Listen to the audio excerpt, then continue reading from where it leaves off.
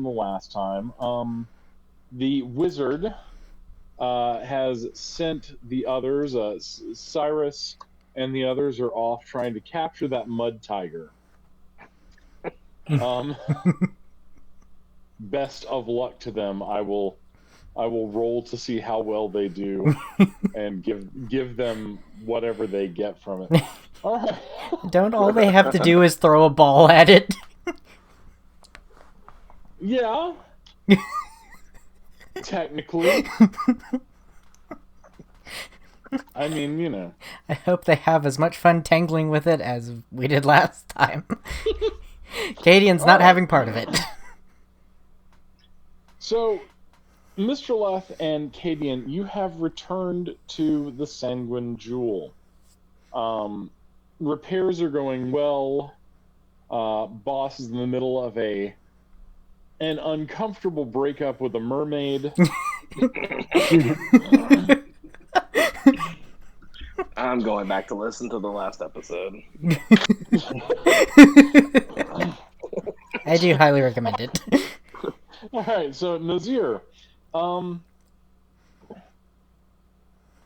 you are on board the ship. What are you up to? What are you up to at the moment? What are you doing? I think There was a he would lead, be. There was a what? on that the barrel gut ripper, The Dorver.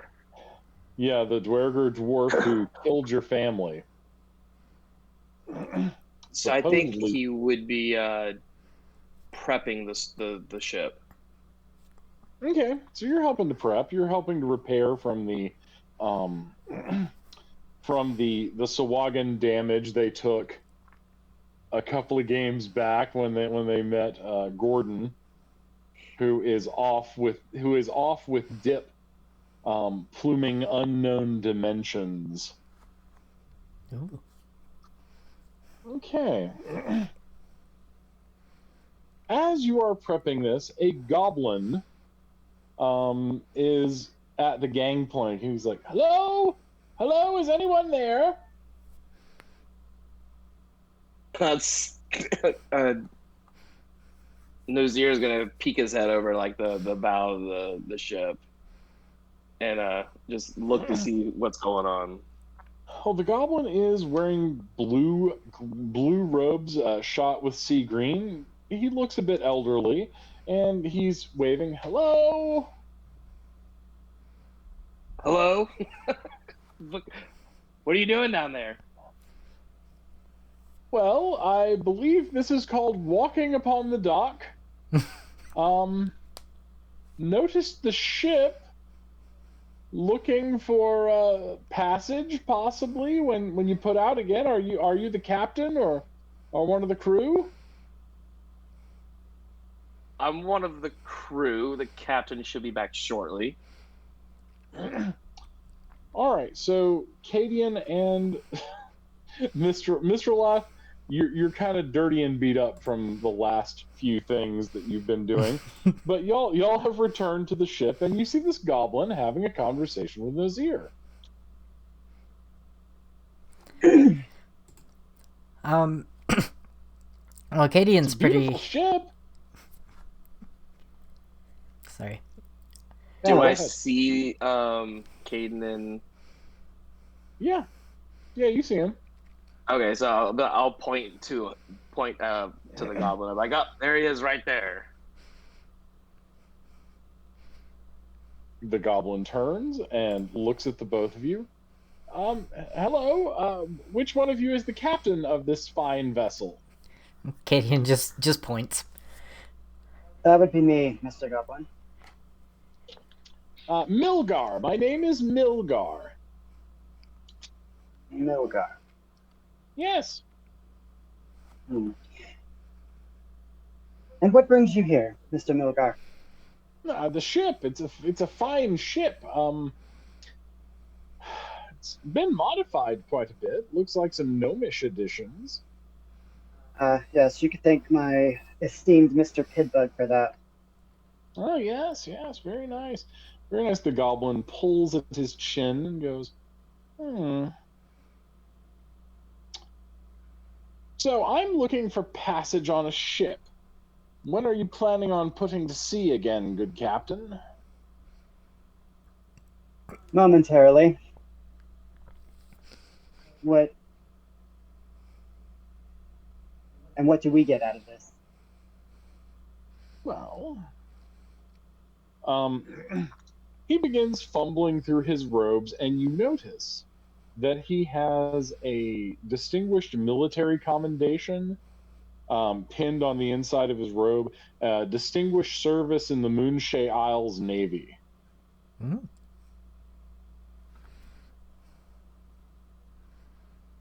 And he produces a handful of aventurines and rubies. And he's like, "Would this buy me passage, good sir?" Can't help but have that, I wish dragon eyes worked like cat eyes, because if this is the case, you'd probably just see those pupils like wide into the dinner plate, that like as if he just saw something he likes. But Yes, um, they do. They work exactly like that. um, and he's just like, hmm. And like he just holds out his hand to receive the I guess he's keeping it in like a coin purse or something. Yeah. Um, and takes a look at some of the gems, and then looks back at the and it's like kind of like looks back at the goblin with the side eye, and then just says, "Mr. Milgar, Yes. that pin, Yes. naval officer?" Oh no, nothing so grand. I was an air warlock. Yeah. Yes, I helped the ships I was stationed upon to find the wind, no matter what. Hmm. Where is it that you intend to go, Mr. Milgar? Oh goodness, I have tired of spending my time here in Dark Shelf, and I thought I would travel and see the seas, if that's all right with you, Captain.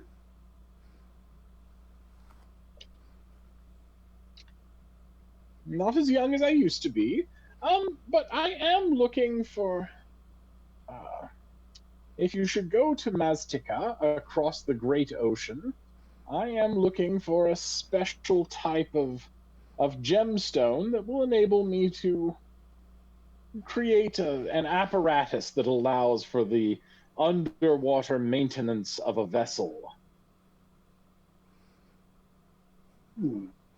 Sounds useful. You're Yeah, seriously from up top. Supremely, I've always dreamt of sailing under the ocean. And you can find wind? Oh, I create wind. Super useful. There's a joke there. Um, no, so inquire. I do have to inquire about this capability that this gem will give you. Well, I would, of course, share it with whatever ship was brave enough to take me there. Hmm. It Mr. would Lap's just like, enable your ship to go under the water. that would be rather interesting. He seals the coin purse and tosses it back to the goblin. Just says, "You have a deal, Mr. Milgar. Oh, Keep compensation." fantastic. Yes. I can also create small vessels out of wind. Nosier wants to see this. Show us. Now you're getting raspy. Milgar raises his hands and he summons basically a sort of glowing blue raft or boat with a sail. And he sails himself around the harbor in it. How long does that last? He stops it and goes, "Oh, my record was 2 weeks on it." How far is this place? Oh, he points out toward the west, the western horizon. You see that? Go that way for about 3 months. Okay. I clap a little bit for him because the boat's impressive. Thank you. I can also call lightning if necessary.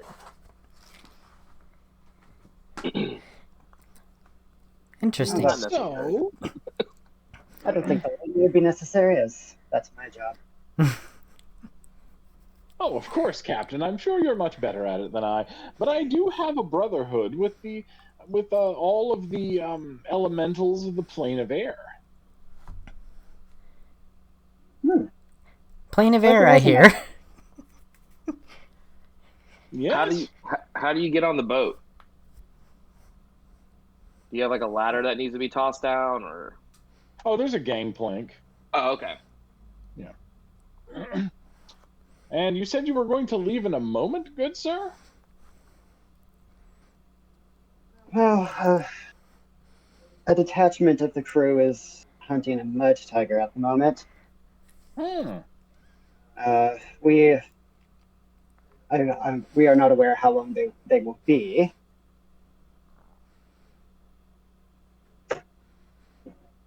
We have an idea how long it's going to take. At least 6 months.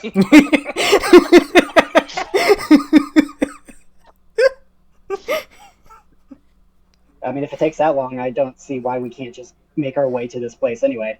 Do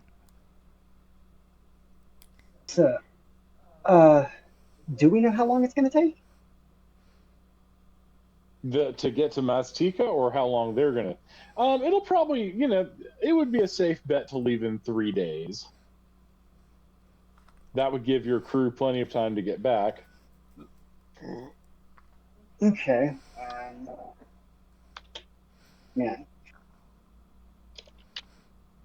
Correction, we might wait about 3 days before departure from here to give the crew time to get back and set up. But you brought... Of course. Where was it that you were saying you were needing to be cleared? Maztica. Right. That's what the locals call it. Nose pointing west. Like, he's just pointing that way. Cadian is opening a world map.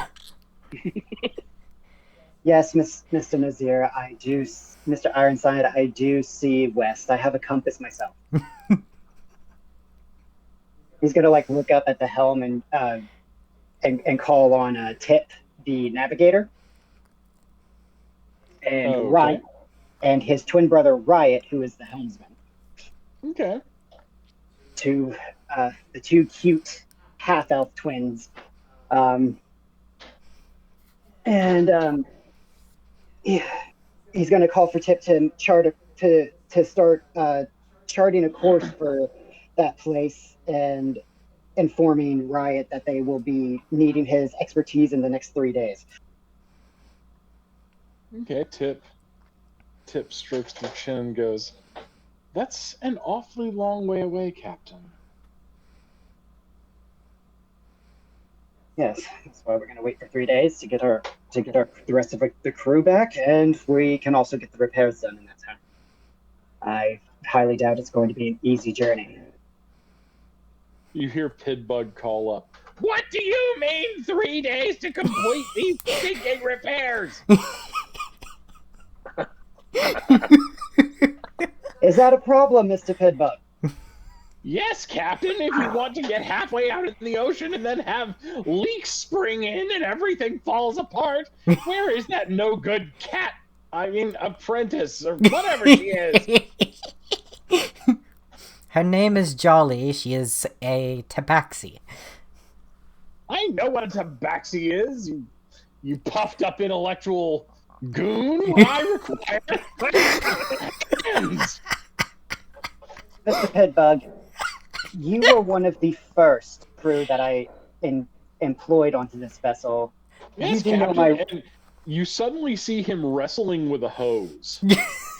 The hose is literally carrying him around. I water hose? You're not sure what's in the hose, and you kind of hope the end doesn't come open. That is Okay, awesome. the lecture can wait. Lily, would you mind helping Mr. Pitbug?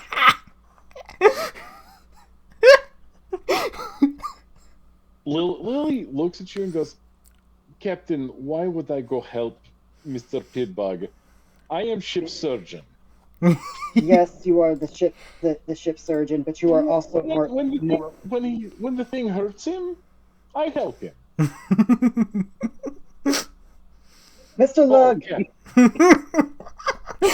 Mr. Lob, Yes. help Pitbug with the. Help All Pitbug right, so with the hose. now Pitbug and Lug are getting thrown around by the hose.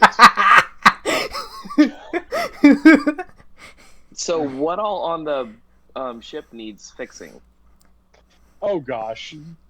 Pitbug has not told you so. You've been actually doing carpentry work and helping. Pitbug is doing something weird with a hose. You're not exactly sure. Because I have like mending as like a cantrip where I can like fix something that's like no longer than like 1 foot in any direction. So Yeah, no, you're doing that. You are mending things. You're fixing things. Everything's going very well in that respect. It's just Pitbug. Pitbug is working on something. okay. Milgar's like, so 3 days is not an unlikely scenario to get out of here. Okay. Milgar's like, well, I must say these folks certainly are animated, Captain.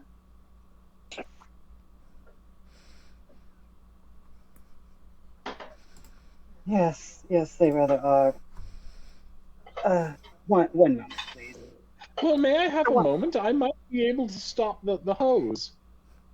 I wouldn't do that if I was you. If the good captain could assist them in restraining it for a moment, I could put a stasis on it. Of course. All right, so make a strength check. Actually, athletics, if you've got it, that would work too.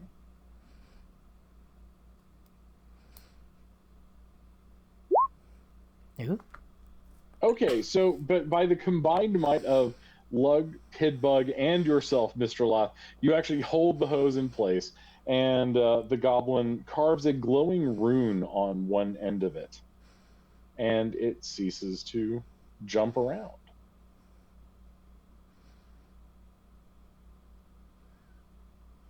Nice. Very useful.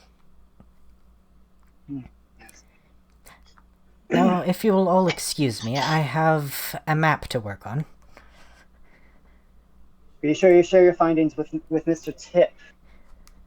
Of course, always. And Mr. Was that hose leaking anything? No. Pitbug is wiping his face. He's like, apologies, Captain. I just didn't want it to leak out. Perfectly fine.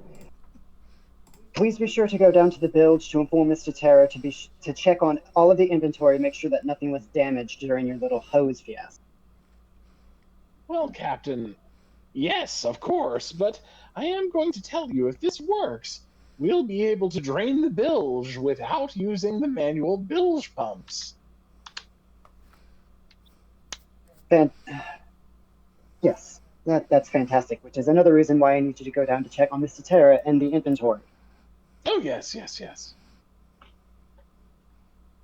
Pitbug he pulls out a small slate and writes down, reminder, go check bilge and inventory. I was trying to do things by himself. Alright, yeah. Mr. One Eye? Yes, Captain. Man the deck. Man the deck. Me and Mr. Milgar are going to reside in my quarters and discuss further. Yes, Captain. Mr. Milgar, if you please. Of course. And so Mr. Milgar accompanies you to your cabin. And as we sit down, I'm just going to pour us a couple of teas. Yes. Thank you, Captain. Very pleasant. Very pleasant indeed. So, how long did you serve with the Navy? Oh, goodness. About a decade. Remind me, goblins don't live long, do they? Well, I have lived long for a goblin, short for a dragon. I am approaching 26 years of age. I remember hearing that they have quite short lives. I just couldn't refresh my memory that well. Well, I am a bit elderly, Captain, but you will find that my mind still works quite well.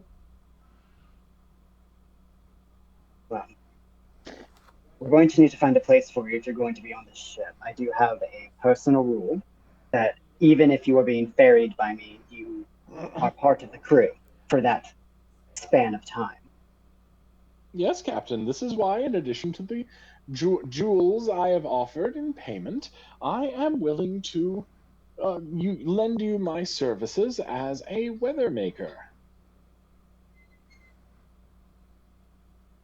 So you would be best used up here on the deck. Mr. Cadian is under the charge of Mr. Tip as navigator and map maker. Considering your expertise in the weather creation, I will put you under the charge of my helmsman, Mr. Riot. He is the half elf with the rounded ears. Oh, charming. Unfortunately, his twin brother took the elven side of the family and got the pointed ears, hence the name. Oh, By the way, Joy, which There one you is go. the Swarm Keeper with all the bats around them? Oh shit. All of the bats. That's right. Oh crap.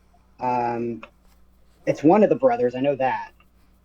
Um, Well, as it's daytime, it's probably not as big an issue right now.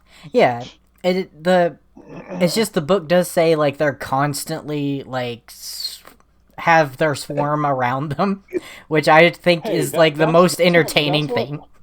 that's what long coats with plenty of sleeping pockets for bats are for. Suspiciously smelly long coats because it does stink of guano.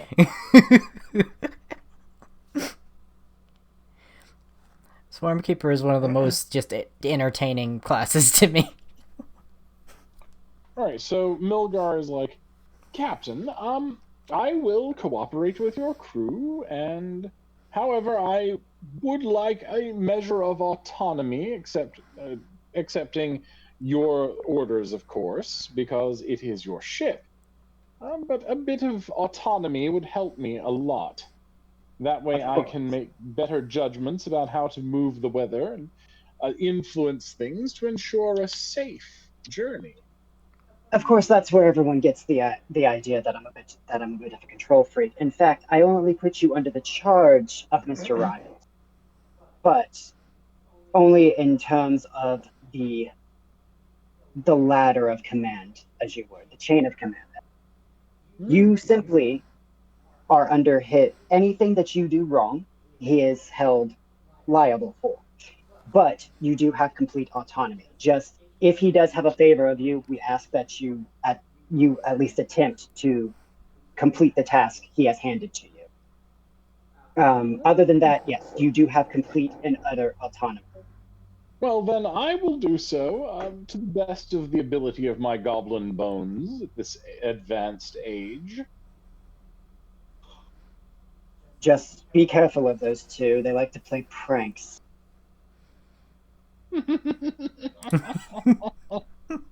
Oh, you've obviously not spent much time around goblins, have you? Unfortunately, I have not the pleasure, no. Well, I'm going to enjoy this. May I go, Captain? I would like to view my quarters. Of course, Mr. Milgrove. And he gives you a smart Moonshea style salute. You know, he clacks his heels together and does the open hand salute to you. Which Mr. Laugh repeats. Okay. Nazir, Yes. you're up on deck. You're doing stuff.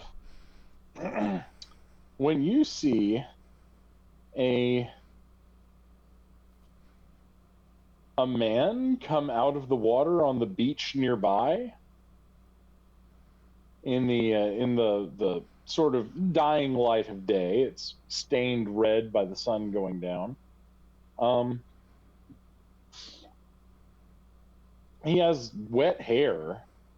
He's just climbed directly out of the water, and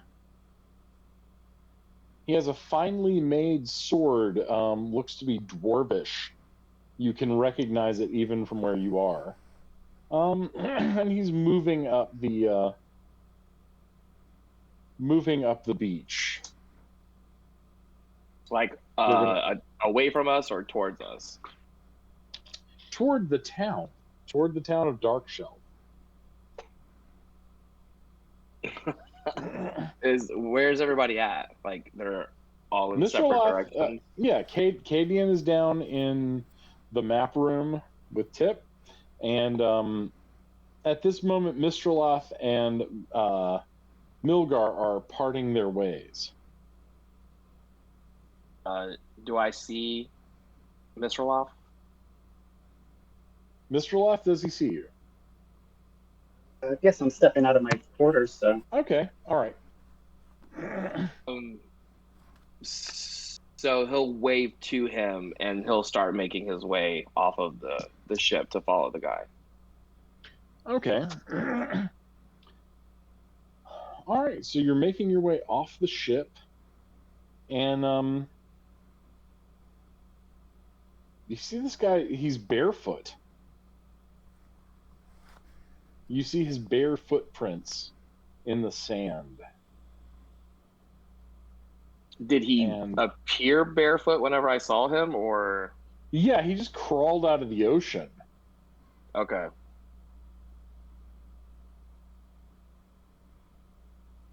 I think he's gonna yell out to him. You there? You all right? He turns. His eyes are completely black. His teeth are like shark's teeth. And his skin is that doughy gray of corpses that have been in the water too long. Fantastic. I'll look over and say, I'll take that as a no. What do you want, dwarf? When I ask you the same question, pop up out of the water. You all right? I have rested in the deep for many months.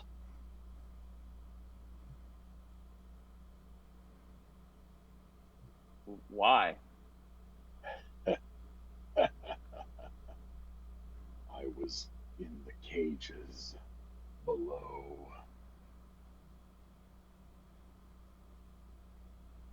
He's gonna look over to Mr. Loft, like, you know about cages below? Just Mr. Left has that regal, like, standing very erect posture with his hands behind his back, just walking up and just being like, no, sounds rather ominous. I mean, he's got a dwarven sword. Where'd you get that sword? From a shipwreck many fathoms down. Can I figure? Does anyone know what this guy is? What kind of creature he is? You could make an Arcana roll. You'd have to beat. The difficulty on it would be 19 or better. Yeah, Oh. hold on. Who's rolling? That was Mr. Loth. Mr. Loth rolled. Okay, so I have a spell called Guidance. I don't think guidance would And help. I can touch one willing creature once before the spell ends. Well, I can roll a d4 and you can add that number to his roll for any ability check of his choice. Ah, Yeah, the highest it would get is 8 for that roll. Oh, okay. Well, that's why I was like, hold on, no roll. But, okay, well, never mind then. Let's say like if you rolled like a 15, then I got a 4, then bam, you're there. Oh, wait, You're in the money. So does the inspirations that you give us, Tina, do They carry Um, over. they do carry over? So could I use one of the inspirations? You could. And does that make that the 21, or is that just up at the 4? No, you've passed it. Yay! You have passed the check. okay, rock and roll. Yeah, inspiration means something to me. Anyway, so a cold chill runs through your guts. Every man of the sea, every person on the sea knows when they are looking at the one of those who has escaped the clutches of Umberlee, the goddess that every sailor dreads and they all make sacrifices to. Is that the bitch queen? That's the bitch queen.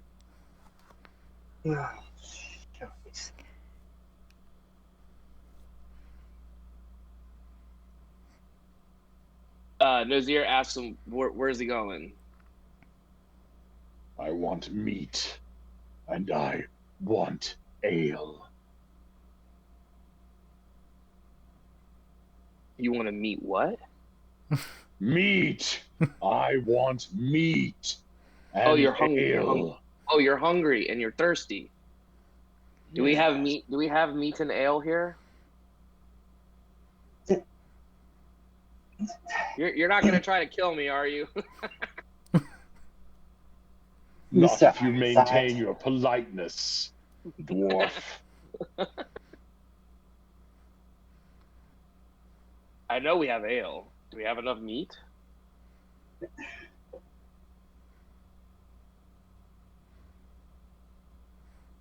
I'm not sure. And I Come don't on think Mr. Ironside. Sorry, Captain. Need I remind you that this is a creature that has just escaped from the goddess Umberlee. What I know that is. Yes, you do. Okay, so should we be really nice to him then? Maybe give him some food and ale. Maybe he can be on our side. I know, since I know what they are. What this creature is? I know anything about their diet, their behavior? Honestly, it's such a rare thing to see one that you don't know much about them. I mean, there's supposed to be an entire ship full of them that sails around and carries a giant storm with it. So I'm going to go off the safe assumption that that Umberlee and these creatures are kind of the D&D version of a Davy Jones, basically, from Pirates of the Caribbean. Think more like the Flying Dutchman. It's a ship that literally takes the souls of whoever it can get. I mean, that was part of the Pirates of the Caribbean. It was even called the Flying Dutchman. Yeah, it's okay. Got it. I'm thinking more of the folklore Flying Dutchman, not the movie one. Oh, okay. So, right. You can't reason with it, and Davy Jones has no power. Go ahead. It's not coming onto this ship, but we will give him what he wants to send him on his way.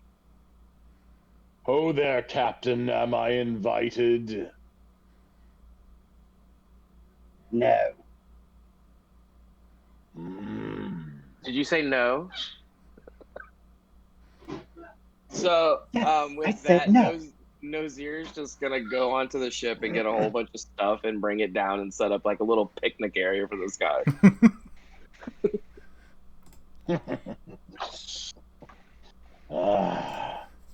Thank you. He begins hungrily just gnawing at, just ripping pieces of the meat you've brought him, and guzzling the ale. It's offensive looking, like it's dribbling down the front of him, and his shark's mouth is gnashing. What's your name, dwarf? Nozir. And yours? Malipas. That is what I was called. Okay. So you just go in there for some food and drink, and then you're gonna go back to the depths? No, I'll never go on the sea again. Oh, so you don't want to go on a boat out anywhere? Not for all the golden Faerun. Fair enough. Well, So fantastic. what Well, about that's that? What settled. about that sword? Really, the sword. That's what you're worried about.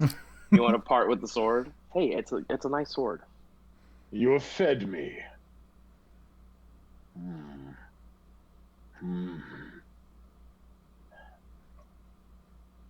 You wish the sword that I brought from the depths. Yes.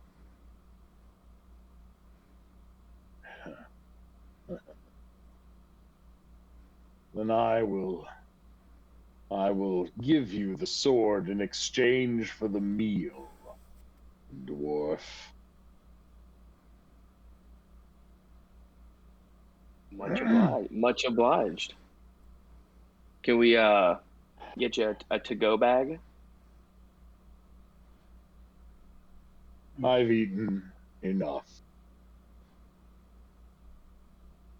Well, splendid. He gives you a little bow and says, Captain, to you, Mr. Lath.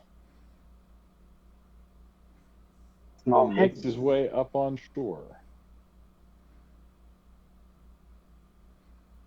Nozir walks past him like, got the sword. All right, you do have the sword. Oh my, you do have the sword. Oh, that tone. Who is the enchanter on the ship? I don't think I had one predetermined, but I think someone in the group said that they would work with that. Both me and Jolly do enchantments. Okay. Okay. So, Mr. Ironside, would you please hand that sword to Mr. Cadian when you get back on board and have it checked? Oh, The absolutely. sword itself is made of black steel. Can I do like a insight check or anything on it to see if like I recognize the sword? Yes. Insight? It wouldn't be inside, it'd be Arcana. Oh, Arcana. Okay. You probably won't know that then. I mean, it's not bad. Yeah, not bad.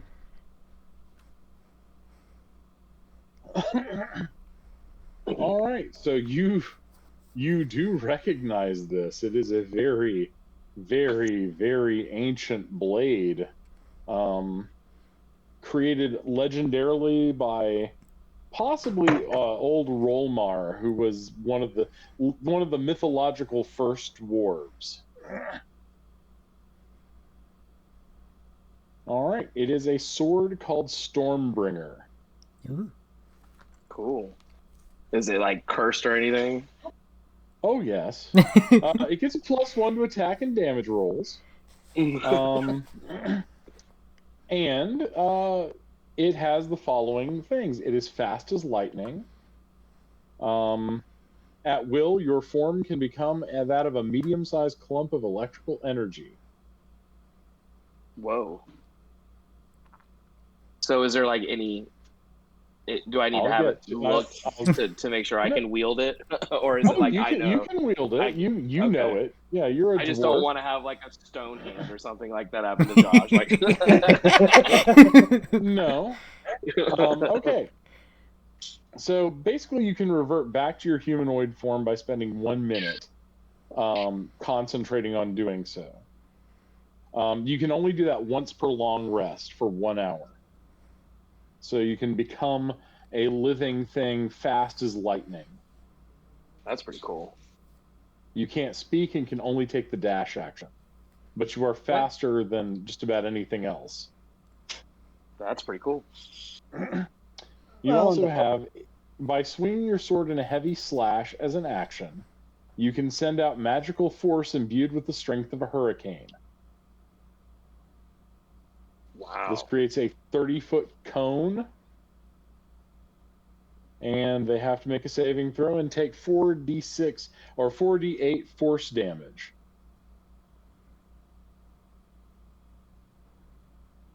Well, I am glad I talked to him. We don't know that yet. And there's one more. There's two more things. One is the last power. One with the storm. While traveling through a storm, or even while in a storm, you gain advantage on charisma, persuasion, and intimidation checks. That's cool. Now for the problem. Ooh. Does Cadian get to explain it? No, I think Nozier would know this. This is like one of the super legendary dwarf blades. Ah, okay. This is like one of those. Oh, that's a really awesome thing. Oh, that's a really bad thing. Okay. Here's what the sword looks like, incidentally. On a natural roll of 13, it will hit one of your allies. On specifically This only 13. Just 13, no other roll. Everything else is fine. But on 13, it will hit an ally.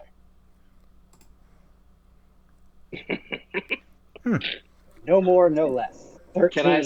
Can I say sorry? Preemptive apology to everyone if you are listening after this. I'm sorry if I roll a 13. Meaning he's definitely using the sword. Which means if I see fit, I might use sword. I understand. It's a pretty awesome thing. I just, So congratulations, you have an iconic piece of fantasy weaponry now. That's the awesome. Stormbringer. All right. And if you were a Tempest Domain cleric, you could use it as a holy symbol too. We did talk about a cleric, but I decided to be a paladin. That's okay. Well, consider yourself lucky, Chad. Unlike Josh, your lonely nights are not getting any lonelier. That's not a mermaid, All right. so we're good.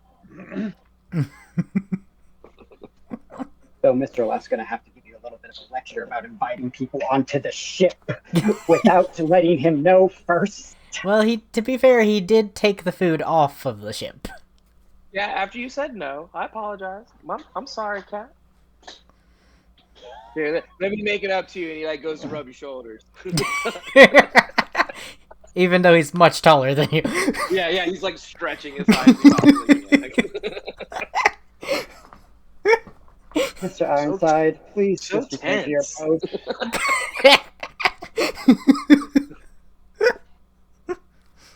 He's just gonna shrug you off and just be like, Mr. Ironside, I will bow gracefully and go back to my post.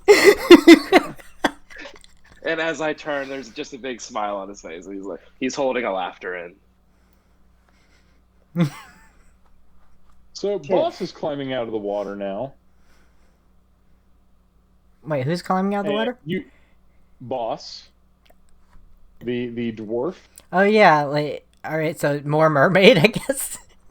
No, she's crawling out of the water, and you hear her call back, "I promise it's me, not you." you just hear goes here.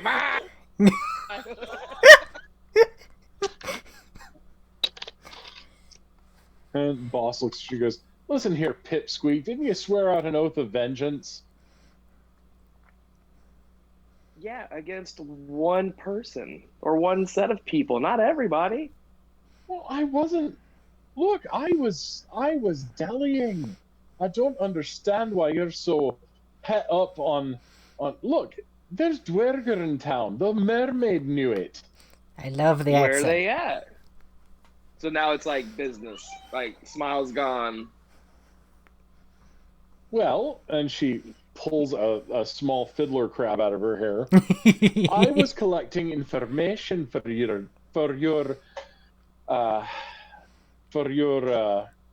little quest of vengeance for our clansmen. What you been doing up here but fixing holes in the fucking boat? That was He'll Gordon, pull out by the way. Sword. He pulls out Stormbringer and shows it to her. All right, that's a good thing you did. All right, so you're going to want to go up to the quarry yonder, on the bluffs past the village.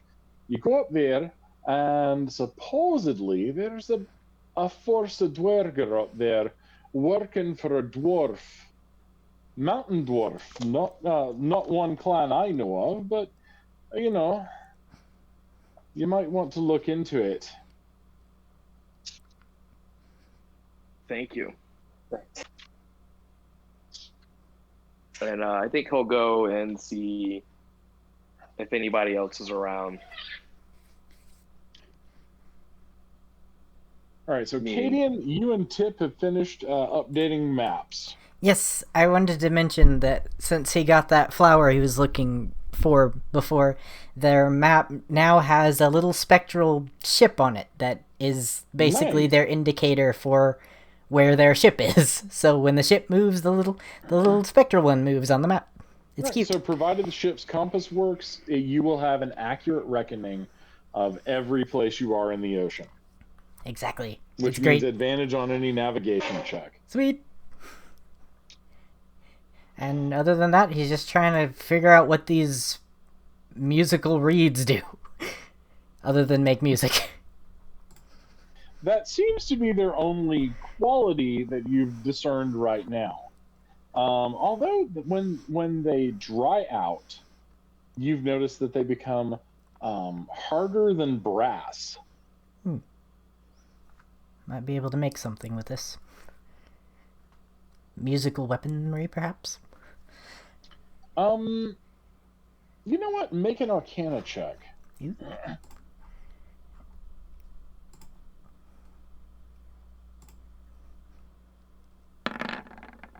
Yes. You could possibly create a pipe of the woods using these. Pipe of the woods. That would enable you to have advantage on basically animal handling checks. Oh, perfect. Hold on, let me write this down real quick.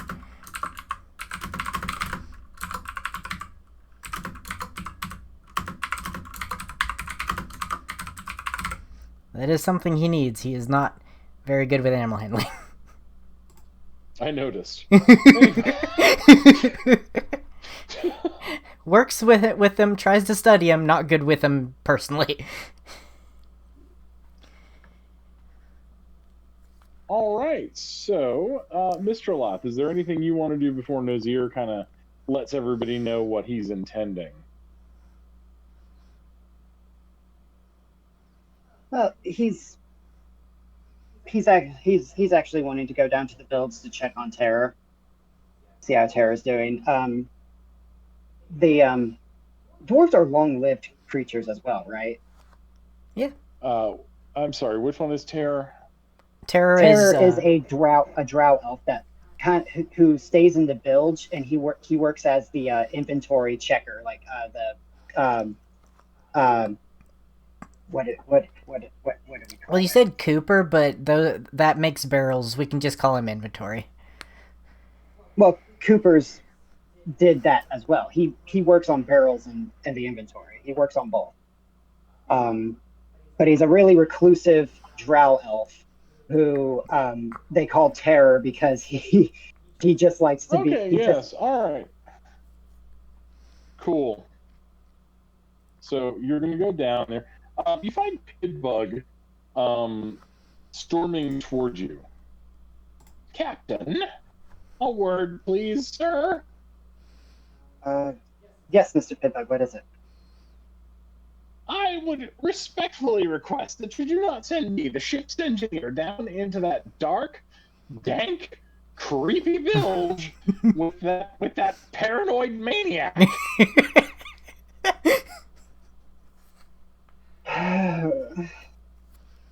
uh, I I just had you check on him. Did you try to okay, yes, I will keep it in mind.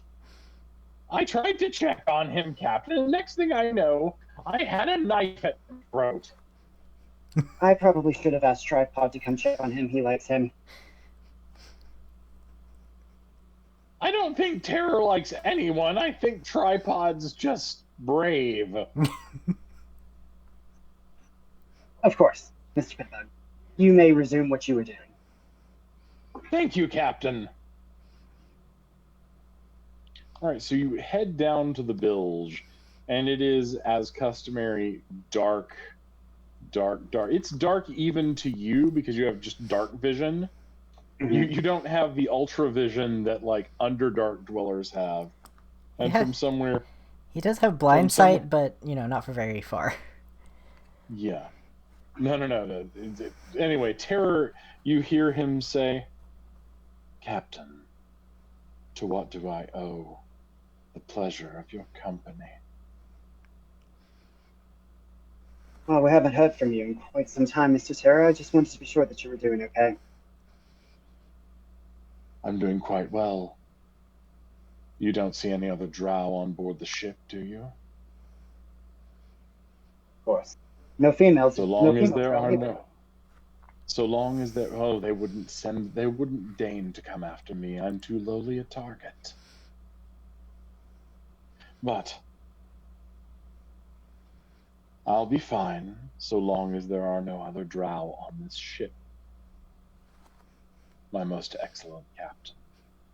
Especially female drow. He's not a fan of those because of how they operate and what he used to be. Hey, I have just made up everything I need to know about terror, so just let me roll with it. Okay, fair. Oh, The inventory is in order. fantastic. I usually place my reports under your door at a time when the ship is quiet and I won't be seen. Well done, Mrs. Terra. As you were. Thank you, Captain. Much appreciated. I'll send Tripod down to give you some help later. As you will. I just watch him mostly. You know nothing's going to come of it if you're just going to stay silent and watch him. I have time, Captain. But then again, we long-lived races often do. What a drow elf has any interest in a halfling for, though? You'll see. Staying true to his name, I see. Damn. Terror, Pidbug, and Boss are three of the original crew that were so long lived that they've been on the ship since Mr. Laugh started being a pirate. So Yeah. so they've been around Mr. Laugh for quite some time. So But I like to think, the problem is nobody really gets to know Terror very well. yeah, which is one of the with it's I don't know. Yeah, probably This is gonna nobody be sent. fun. Sorry. go Probably ahead. nobody sent Cadian down there because everybody knows that Drow and regular elves don't tend to get along very well. No Generally. one really knows what Terror is thinking.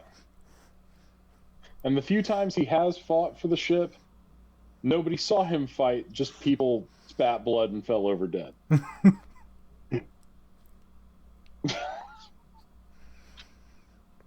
All right. So, everybody's completed their tasks, their things they wanted to do. Nazir,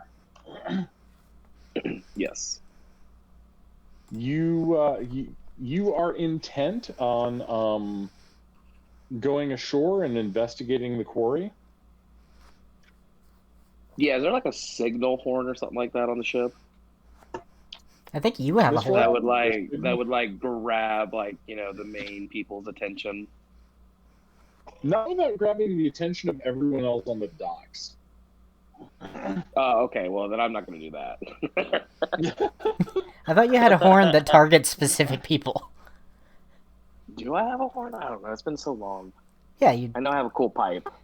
you specifically picked a horn that you can I did pick pick a who horn. hears it. You're right, I did. Yeah. Yes. Horn of silent alarm.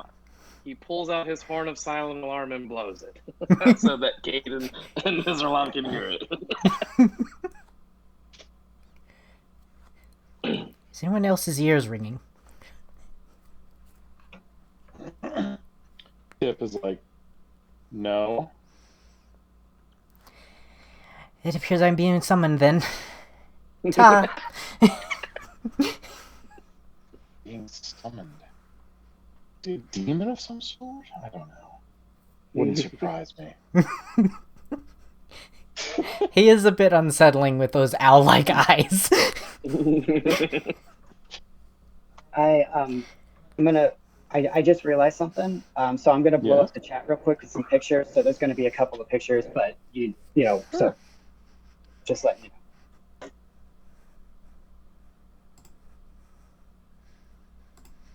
know.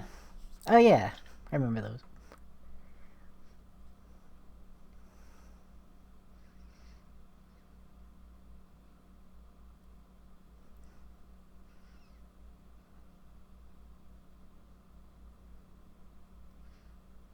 I think my favorite personally is Tripod.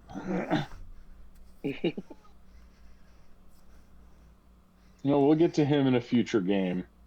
Like I said, I'm trying to focus on one or... Yeah, that's Pidbug. That's exactly how I picture Pidbug. Nice. Very nice.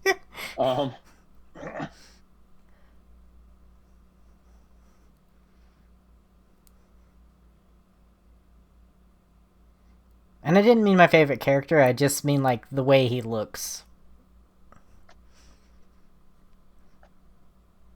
Well, alright, so...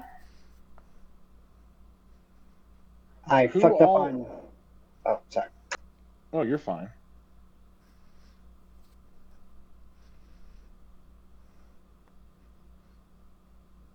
Is that who was just talking? Was Terror? Yeah, I messed up on his hair. It for some reason it was black but not white. I meant for it to be white. So, oh crap. Oh, there's Tip right there. I don't know. He probably dyed his hair to hide. Yeah, he could have been that. You don't do the shit you did to get out of Menzo Baranzan, and expect people to ever find you again. Or if they do, you know it's over.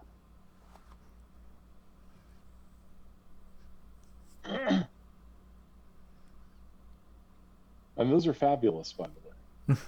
Yeah, I've been wanting to draw them, but I keep forgetting to. So I just thought I'll just do this and give you a base idea. Yeah. All right. So, Nazir, you want to go investigate the quarry, correct? Yes. All right, so Mr. Loth and Cadian, do you assent to do so? Were we already at the quarry, by the way? No, you're at the town. Okay, you're at the harbor, which is in the town. Mhm. The quarry is up on the bluffs above it. You went to the floating crystal crater, which was further north from where you are. Oh, okay, so we have not yet been to the quarry, but we have heard about stuff going on there, right? Yeah, some. Okay. But this is the first time since Boss used her dwarfly wiles to get the mermaid to talk about, the gossip. Well, hey, Cadian can help lead him there with the map, then. Okay, so you all arrive at the quarry. You see there are some big, burly mercenaries. They are well armed and well armored.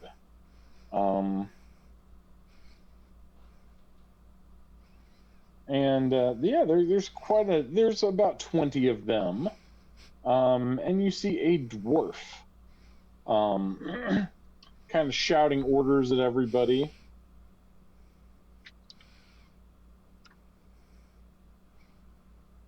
Is it the mountain dwarf or the? He's a mountain dwarf, yeah. Like that must be the dwarf that they were talking about. Are we able to sneak up on anybody? Depends on how sneaky you are, I assume. You can make some stealth checks and see if I just want to see. Yeah, I just want to see if they notice us. Well, if you want to make some stealth checks, go for it. The difficulty because this is a well-watched area, difficulty is going to be 17 or better. Ooh, I will try. I got a natural 20. Nice. So Cadian, they don't see you. They see you, Nazir. And for Mr. Loth, please. Sorry, everything's running a little slow. Oh, you're fine. Got to give my computer a little bit more time to catch up. I really All right. hope I'm the only one that's seen.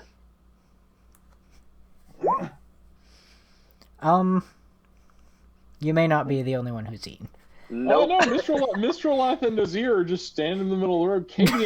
Cadian does like this druidic kind of melt into the forest kind of thing. It's not really a forest, just like 5 trees nearby, but Cadian just like vanishes.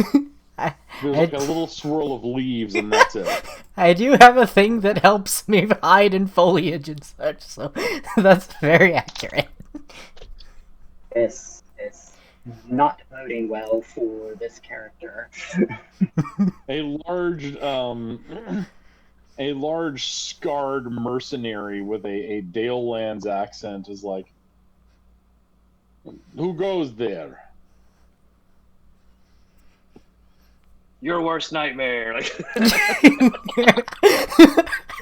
Mr. Ironside. Dude, you just said that, right? Totally, dude. You shouted at the heavily armed gentleman and his squad of goons. Your worst nightmare. Yeah, totally. They're making ready their weapons. Mr. Lass is going to just clamp his hand over Nazir's mouth and just look over and just be like, please do not mind him. He's gone mad. You should make a persuasion check. I mean, it wasn't like these guys needed a lot of fighting words to get in a fight. Oh. Okay.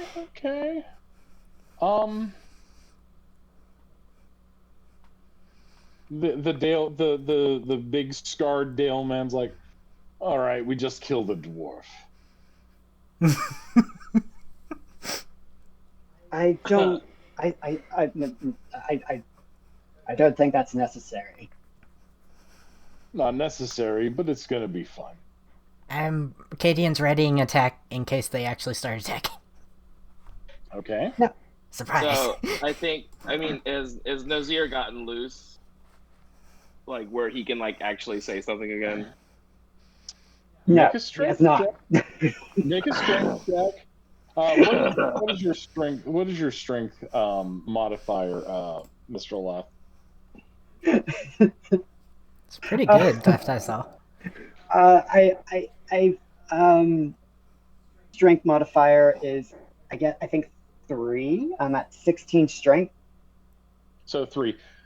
All right. So, Nazir, I'm sorry. you got to roll to beat a 13.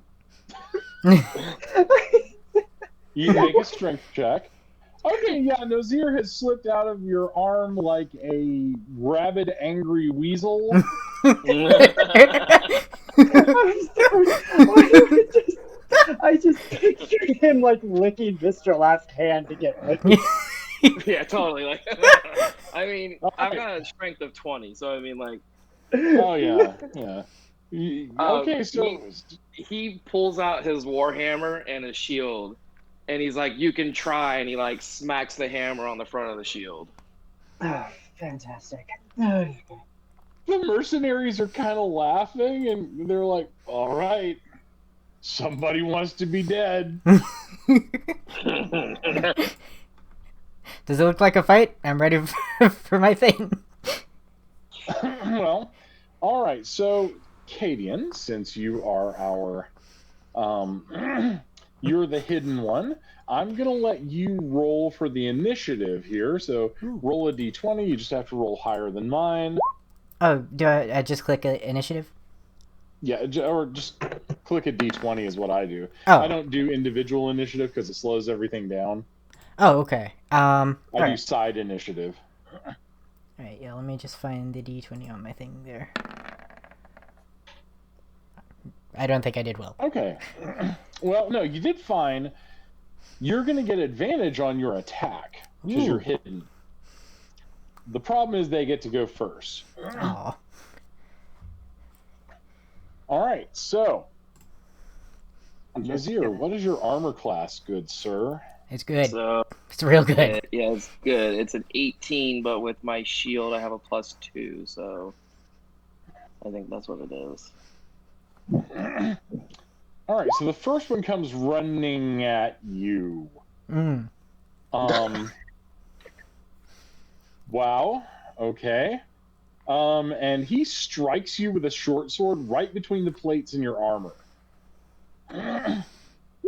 inflicting 6 points of damage. He just stabbed you, and you feel it just cut into flesh. The second one fires a crossbow bolt, and it wedges in your shield. One of the crossbowmen fires at Mistraleth. Mistraleth, you manage to dodge out of the way. Another one of them comes at you, and you fend him off. Nazir, they're just trying to surround you, swarm you, and one of them runs at you, Mistraleth, and he's brandishing a scimitar in excellent fashion, but fortunately, you use swords, right, Mr. Loth? Yes, cutlass and a hatchet. All right, so yeah, this is not your first rodeo, and you parry him pretty easily. And one more, this one hits you, Mr. Loth. So you take 6 points of damage as he gouges you with a dagger. Fantastic. All right. Katie. 6 points. Yep, 6 points. So, Cadian, it's your go. Are these, for a couple questions first, are these the only guys we see here, or are there more guys possibly in the distance? There are more of them. This was a patrol. Ah, fair. So possibly don't make a whole lot of noise. Or just make a whole lot of noise. It depends on how you want to play it. I will tell the story. I will play the other characters, and the dice will tell the rest of the tale. Okay. So how close are these guys to each other? Um, they're pretty close, but the problem is they have swarmed around your friends. Ah, damn it. Let me check if.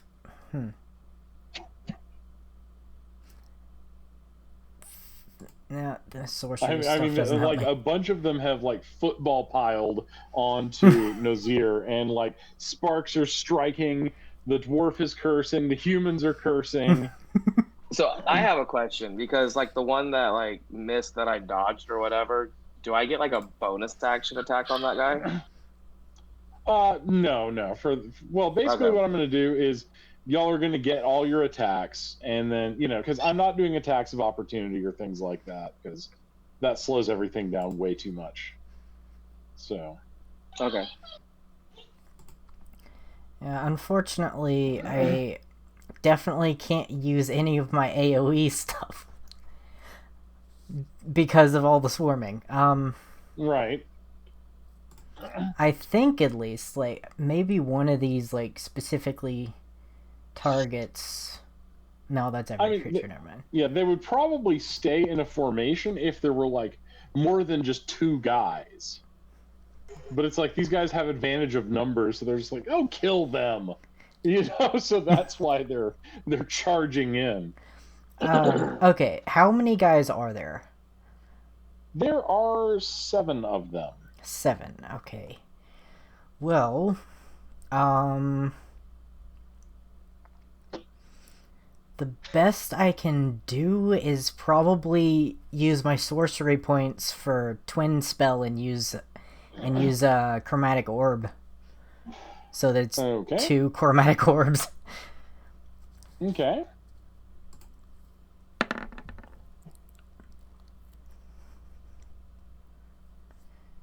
I assume that hits. At least I hope it does. All right. Let's see. So, cold, lightning, or thunder? Well, not too much noise, so let's go with lightning. Okay, so you blast 2 of your targets. Yeah, roll the damage, please. Oh yeah. Should I roll it twice or? Yeah, roll it twice. Okay. Why is that so high? It's supposed to be that high? Yeah, it's a pretty badass spell. Oh yeah. Damn. All right, so you've hit it. These guys are hurt, but you notice disturbingly they're not downed.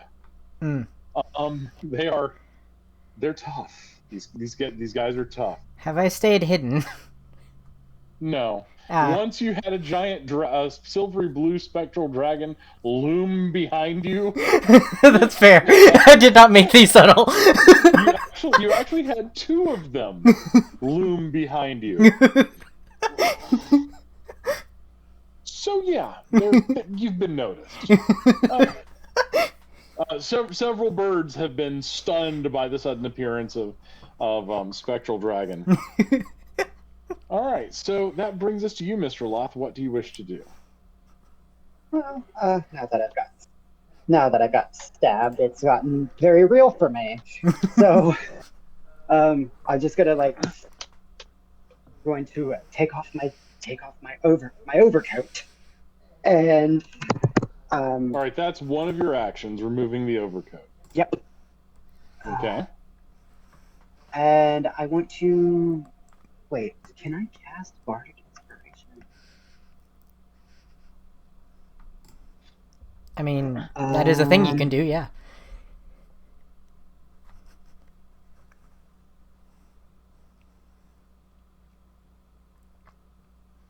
Well, I can't remember if Bardic Inspiration was a bonus action. It should be. You know, I'm going to say it is. I'm the DM. You can cast Bardic Inspiration as a bonus action. Go for it. Okay. Where is it? It's on your features. creatures. Yeah, I'm grabbing it right now. There.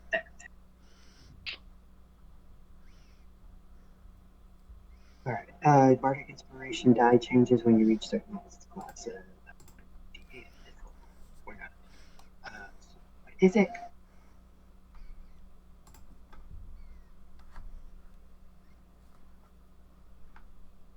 Do you need help? Okay, so you use a bonus action on your turn to choose one creature other than yourself within 60 feet of you who can hear you. That creature gains one Bardic Inspiration die, a D6. All right, so yeah, choose who you want to have an extra D6 to roll with their D20s. giving it to you, Nazir. All right, Nazir, when you roll a D6 and add that to whatever result you get. Okay, so is it my go, or you still have some more time? It is no, I believe that's it, Mr. Leff. Yeah, I did an action and then a bonus action. I don't Okay. think I get any more actions. So you swung your coat off like a gangster and then gave me some inspiration through it? Yep. Pretty much. That's sweet. Okay, Through so throwing off the coat. It like made a flap noise whenever he did it. It was pretty cool. Yeah. I picture it very badass. So I'm gonna attack the first person that's near me. Okay. Roll to hit. Am I rolling strength or? It is just your attack roll. Should be able to click the weapon, I think. Oh, okay. So.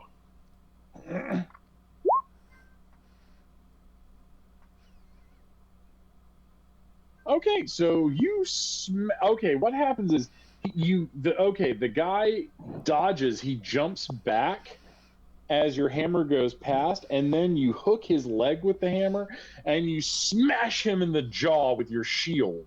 You hear his teeth shatter and he drops to the ground unmoving. Oh. Sweet. So don't forget your new sword. Yeah, I don't want to swing it with Mr. Lop so close. I just got it. I don't want to hurt him.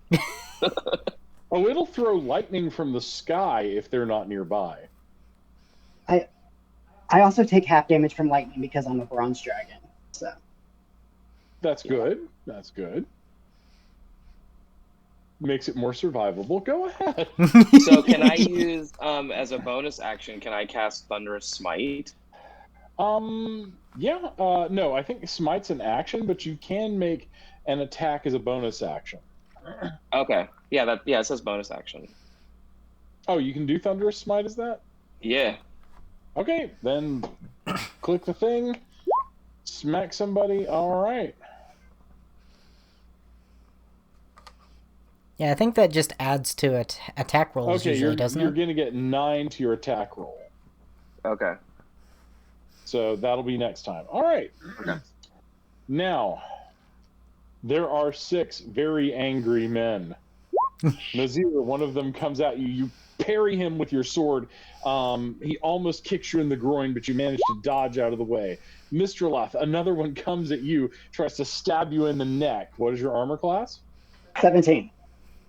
All right, so you barely get out of the way as he's trying to cut your jugular vein. Another one comes in beneath and tries to stab you in the back, and you manage to roll out of the way of that. Nazir, another one tries to smite you upside the head with a cudgel, and you manage to basically your helmet takes the blow and shunts it away. And the last one, he does hit you, Nazir. He hits you with a good solid whack. And you take 6 more points of damage as he just stabs you repeatedly with a bodkin, like a sharp needle-like dagger. All right, back to you, Cadian.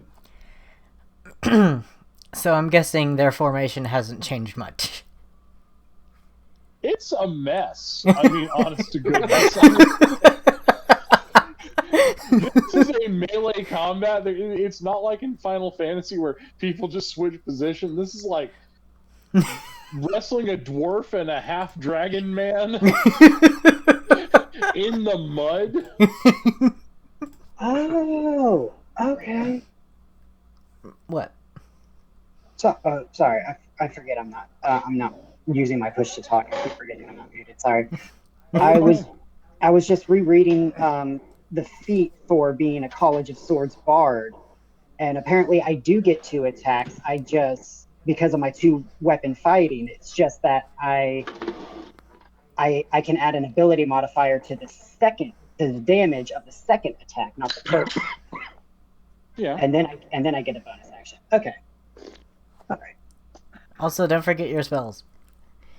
I won't forget my spells. I'm actually going to use my breath weapon next time. Sweet. All right. Okay, so it's just chaos over there. So It is just like real combat. It is just chaos. okay. So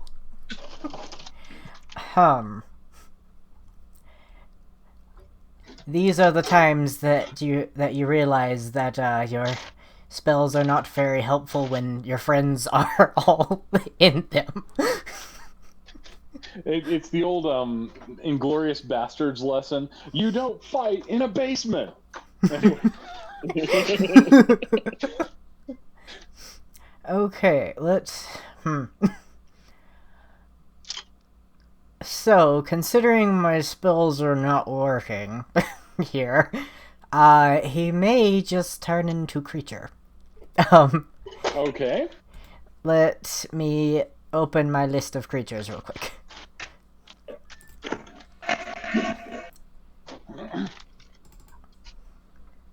Alright, let's see. Here we are, wild shapes. Considering his level, he can't do a whole lot right now, but he can at least possibly be a bear.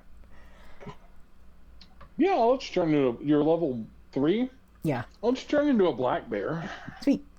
Yeah, black bear. It's I mean, obviously not a cave bear or something like that. But... Yeah, no. I can't do... I'm not that type of druid. I can't, like, get to cave bear level. I can eventually get to brown bear level, but... Alright, let me check. I'm pretty sure that takes an action, doesn't it? Mm-hmm. It Yeah, does. action. So, what can a brown bear do anything in a as a bonus action? Yeah, it's called charging and biting someone. As a brown bear, as a bear, I will do you one better. Next round, you get 3 attacks: claw, claw, bite. Sweet. And I guess I will wait to run over there though, because everybody's being attacked currently except me. Just snap on some berries. It's okay. So yeah, just holding movement until I can actually do something. All right. Nazir. So the last guy that stabbed me, he's gonna get it. Mm-hmm. He's gonna get I it. mean, he at least I'm gonna try to get it to him. Nope. All right. So you're fighting him. He parries you pretty easily. This guy's got some scary good skills. What's your bonus action? So hold on, that Wait, no, you got plus I have 9. to add 9. Yeah, that's a 19. So. Yeah. So yeah, you hit him. All right. So you hit him. He's got it together enough that roll your damage, please. Okay. 8. So you hit him, and he spits out some teeth, and he's just hit. Fury is in his eyes. Okay, so for my, do I get I should have a bonus action, right? You do. Yeah, so he's gonna Which get also like, yeah, I'm gonna use my shield to like, like almost like hit him and back him up. All right. So what you can do is you can use a shield bash. He's got to make a Constitution save versus what you're doing. Okay. He's got to make a con save. And what'll happen is, if he doesn't, he has disadvantage on all of his attacks for the next round. How do you like that shield bash rule I just made up? Anyway. I like it a lot. Right. Unfortunately, he made his con save. Jeez, OP. But hey, better luck next time. Yep. Mr. Lath, Yes. these guys they're out for blood. So, I am going to use my breath weapon. Aimed at whom? I think where. Let me. Nope. Oh, description is not there. Give me 1 second. Let me read it off. I thought I could just put it there and you'd be able to read it. But It nope. is a cone of lightning. Yes. Yes, it's a cone of lightning. Each creature in the area must make a DC 15 dexterity saving throw, taking 7d6 lightning damage on a failed save or half on a successful.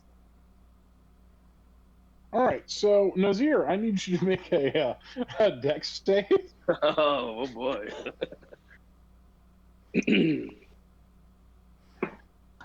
So,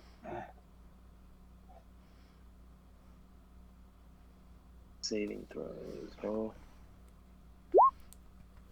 Oh, dear Jesus.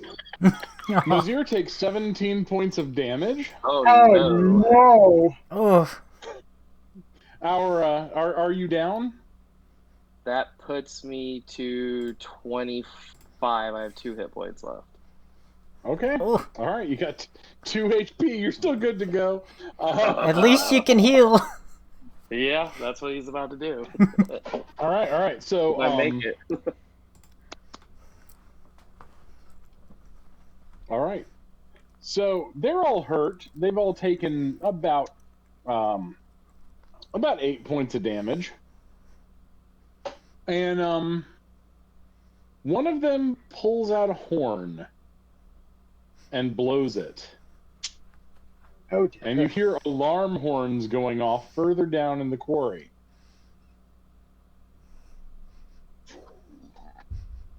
All right. The one that's on you, Mr. Luff, tries to get you and you manage to dodge. One of the crossbowmen shoots you, Cadian. Oh, oh no. And you take 6 points of damage. Still a bear. It sticks in the fatty hide of your bear form, so it's not too bad. Angry bear noises. Nice. All right. The bodkin wielder comes after you, Nazir, and misses. And one of the guy whose mouth you busted, he tries to cut you again and misses. You're dodging, you're twisting, you're actually rolling around on the ground. One guy, oh my god, okay, so one guy is about to stomp your head, and you grab his leg, and with a sickening crack, you snap his ankle. Sweet. He's now at disadvantage to and do anything else.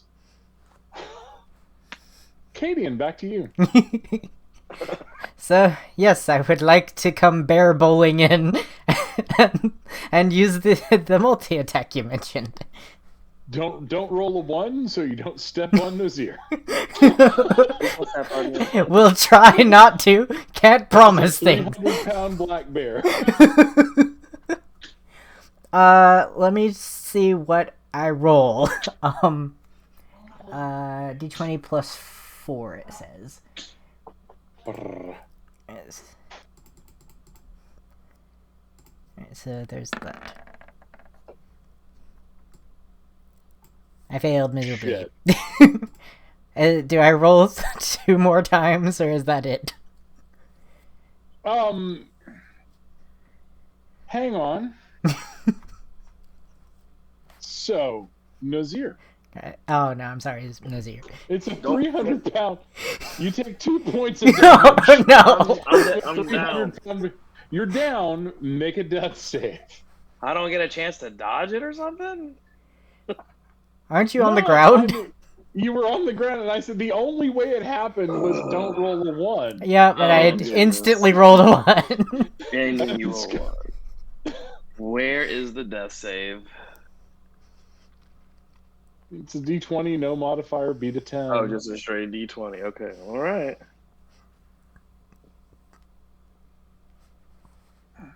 Oh God. Okay, 1 down. You got 2 more. Unless someone can stabilize you. Wow. Mr. Loth, you've got a whole bunch of angry guys around you, and you hear the sounds of people coming from down the road.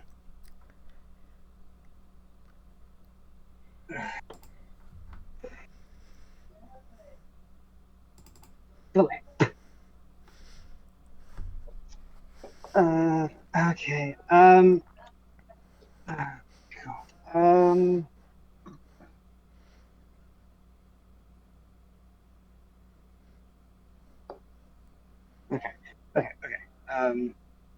Gotta think. I want to end this fight as fast as I possibly can. How am I going to do that?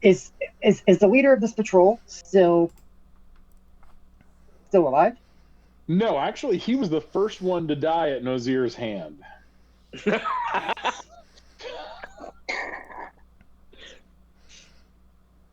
You don't have cure wounds?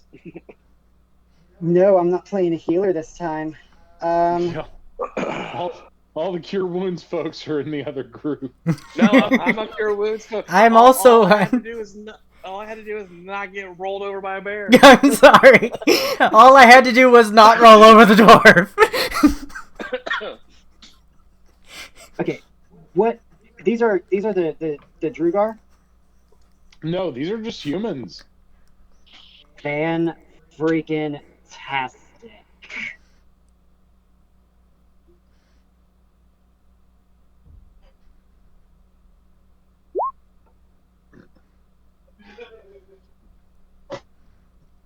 Will this work? Will it work? All right, you can charm one person. Crap, I don't know which one would have more. Okay.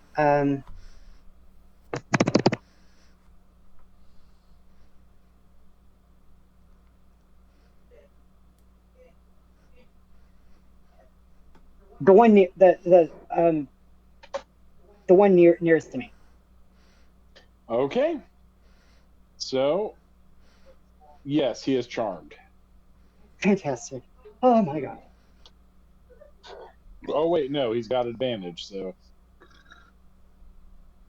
he is not charmed. No. Well, I was just reading the spell description. I was just going to rule it, but when you show me the spell description, I'm like, oh, okay, cool. All right. So that didn't work.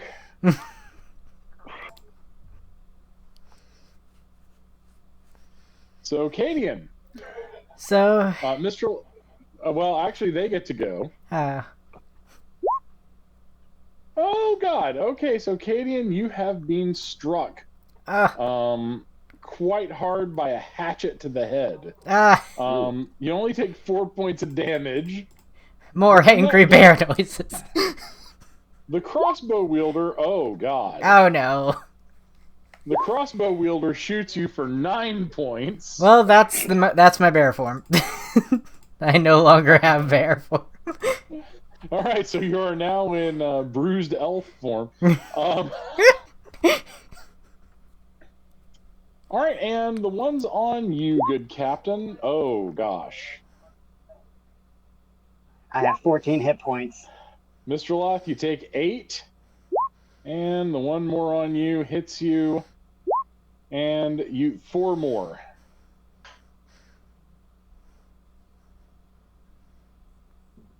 Eight.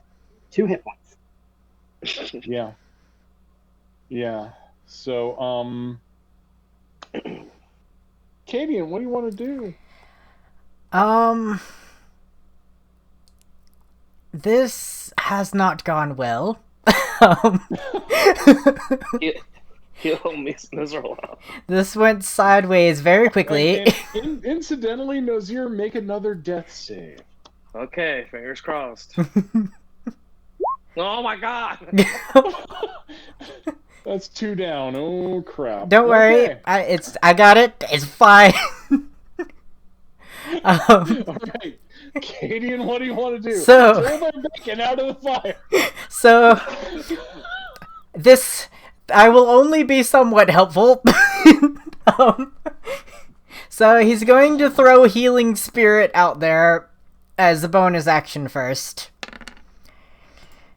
All right, fantastic. Yes. Everybody heals 5 hit points. And then he is going to turn into an elk and flee. Try to get people on his back whilst fleeing, if he can, but nevertheless flee. So, Mr. Loth, are you going to leave Nozier there? Try to grab Nozier. If you can make a strength check, I will let you grab Nozier and jump on the elk. Oh, Oh. do you have inspiration? Do you have it? Actually, if anybody's got inspiration, you can give it to somebody. You can give it to Jory to succeed. You can also give it to Nozier to save his death saves. Oh, I with thought the he 5 hit just points, so healed. I would be able to get up, right? Oh, Yeah. yeah, you're back up. Sorry, Yeah, my you should. bad. Yeah. My bad. I'm So just. could I just grab Jory's character and jump on the elk's back? All right. Okay. So yeah, make a strength check, Nozier. Please make a. Oh, He's why?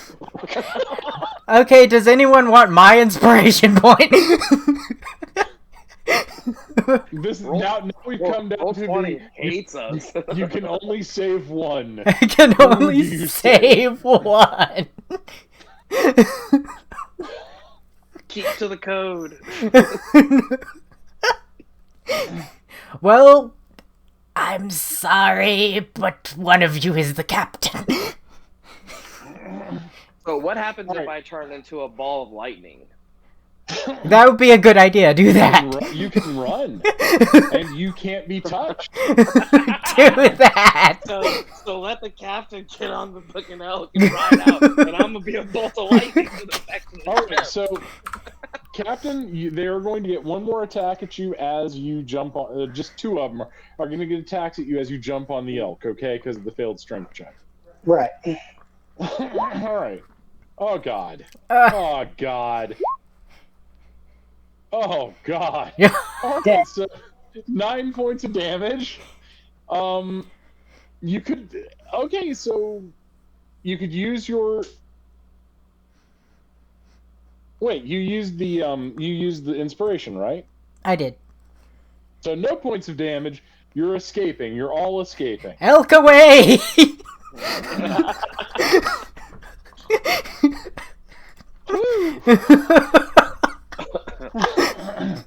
Scared elk noises. Loud screaming, which that's what that sounds like. I will like to mention there's an added touch here. He does have like, sweet little autumn leaves on his horns, little flavor. Oh, that's nice. All right, so the pumpkin spice elk, the battered half dragon, and a ball of lightning. You find yourselves there. There is a farmer, at his farmstead nearby working, and he looks up, sees a ball of lightning, sees the pumpkin spice elk, and sees the very battered pirate captain who has now lost his coat.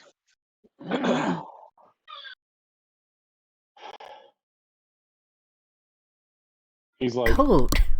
uh,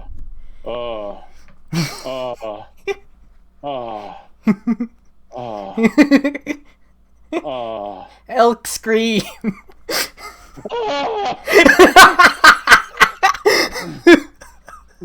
The peasant, there's the warm smell of urine down his leg. Do you turn back into a dwarf, Mr. Olaf? Do you say anything? He's gonna slowly crawl off the elk. Obviously in very much pain. trying to be as regal as possible and simply just smile at the guy and just basically be like, "You wouldn't happen to have a place we could rest, would you?" He comes and grabs you and helps you to his house. His wife, whose name you guess is Mildred, and his name is John. Mildred and John and their kids all begin tending to your wounds, applying salves, and John's like, "I'm sorry, I don't know what to do about your beast out there. Why's it got all them leaves on its head? Ain't even the right season for it." That's not a beast. That is actually a druidic elf. I'm gonna pretend you said something that makes sense, sir. It's a person using magic. Oh. Well, hopefully we done you a boon and everything will be good, right? You have nothing to fear of us. We're not here to harm you. Well, that's good. We're here because of an idiotic dwarf going after Dwarga. Am I still a ball of lightning? Have you turned back, or are you just like crackling in the field for the next 2 hours? That's what I didn't know. I didn't know if there was like a penalty, like you're lightning. You have to be No, lightning. you can first. turn back. You can okay. turn back. Yeah, he would turn back to his dwarven self. Then he would like, 0 for 2.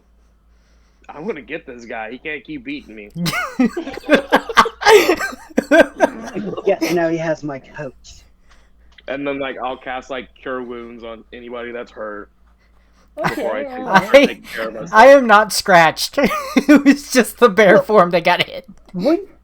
Never mind. Wait, hang on a second. I think I have a thing for that. For what? Okay.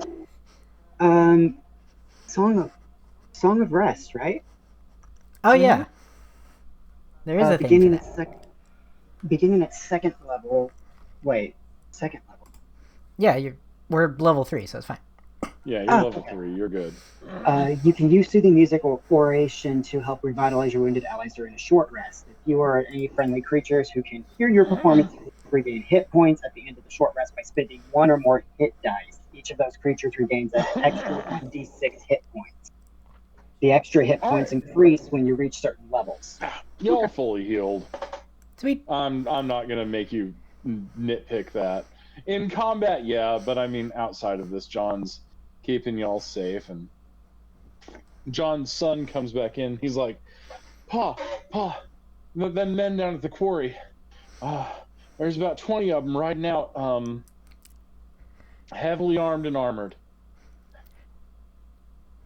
Said they's looking for a dwarf.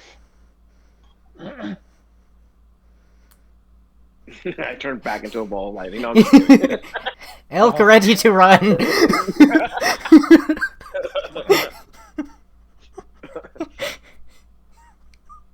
The little girls bring you out apples to eat, Cadian. He is fine with this. Not talking to people is good sometimes. Yeah, they're like reaching out to gently try and pet you. Just kind of like shake slightly with a slight elk noise and just kind of eventually lets them. Okay. You're playing up the animal thing, I get it. Alright, and John's like, we gotta get your beast into the barn, Mr. Lath. Oh. Alright, he's gonna come out. I know, I'll go. No, don't you let that dwarf out here. They ain't looking for him, they're looking for you. They'll burn my place if they find I've got a dwarf.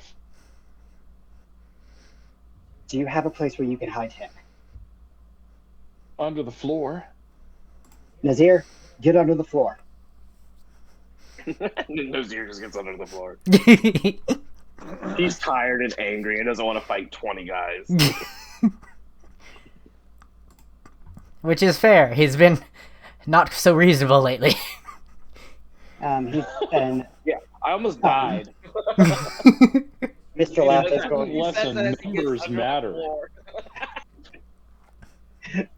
and Mr. Lath is going to basically walk hastily outside and go over to Cadian. Mr. Cadian, get out of that form.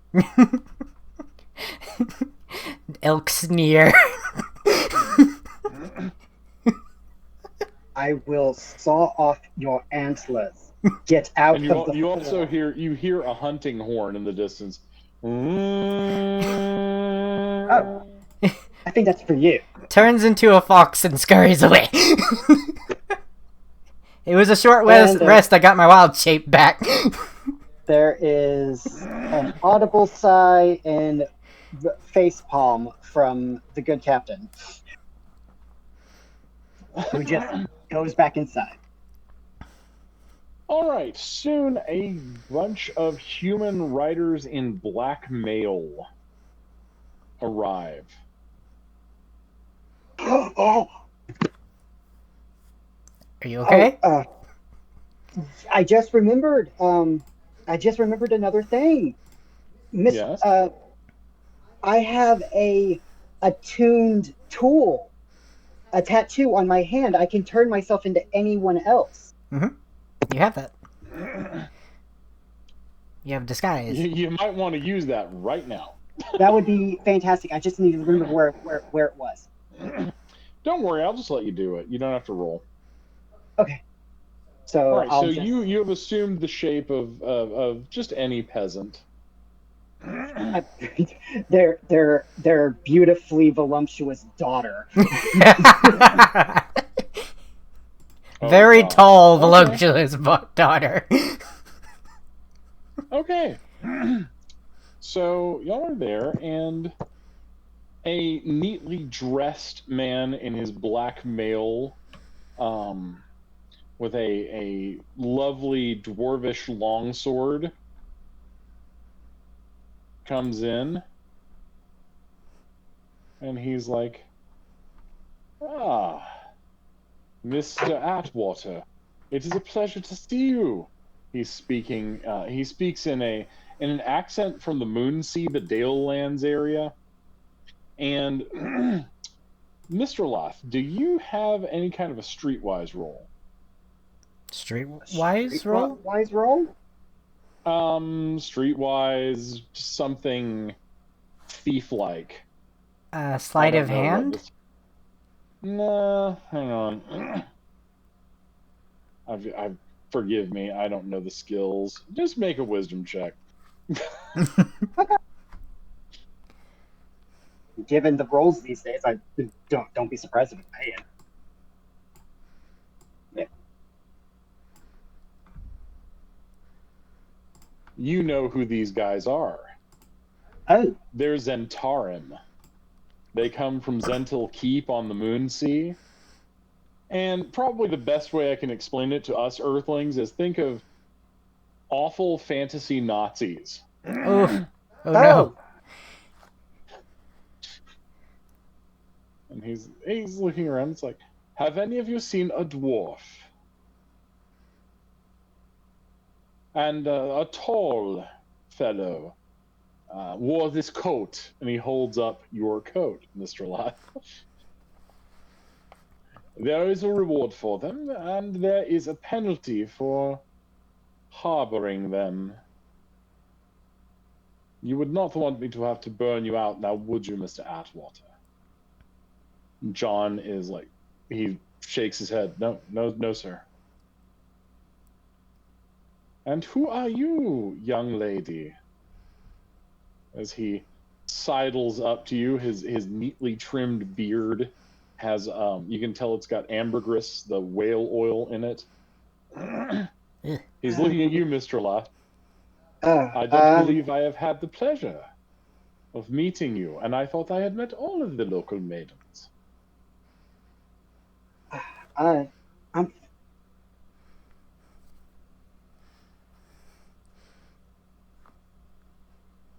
have good charisma. Lie your ass off. Yeah, that's what I'm trying. Make a charisma, deception or persuasion, or probably deception check.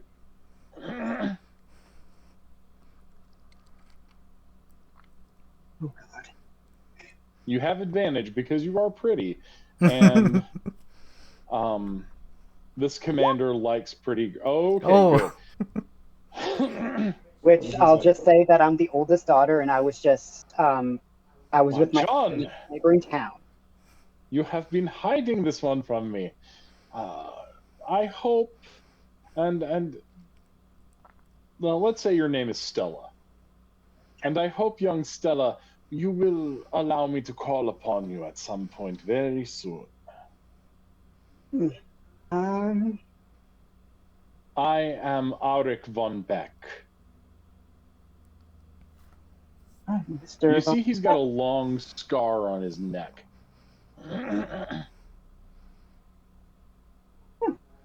Interesting scar. His mood visibly sours.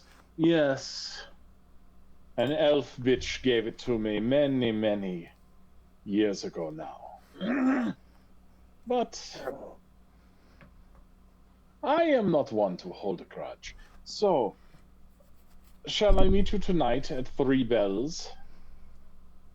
Tonight, Yes, my men, they are making their way around and searching for these awful miscreants.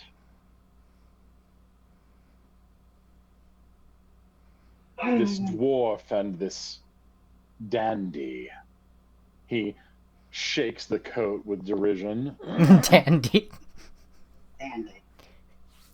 They also had a beast, a large elk, is what my men said. Unfortunately, we haven't seen any elk pass by.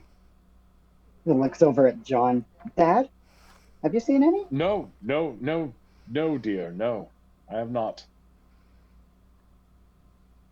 Well, Well then, good evening. I will be back this way. And you owe me a date? Men, mount up.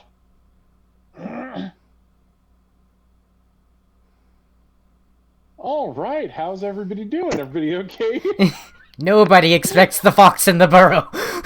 trying to think of a way I could smuggle my jacket back. You should have said the jacket for the date. It's okay. I have weaver's tools. I can make you a new one. Yeah, but that coat's been with me for generations. All right, and by the way, you are now being menaced by a badger in the burrow. It's like, Oh boy. Angry fox noises. angry badger noises. He does love badgers, to be fair, though. This is one of those cracked out coastal Forgotten Realms badgers. It's not like the happy moon-shaped badgers. This was like, The happy moon shape. I wonder what it would do if he just turned into another badger. That would be all my wild shapes for now, but... You may do what you please. I am simply here to narrate the consequences of your actions. So, Nazir, before we get to the weirdness... Let's say, are they all gone? Yes, they are, but I need you to make a wisdom check. All right.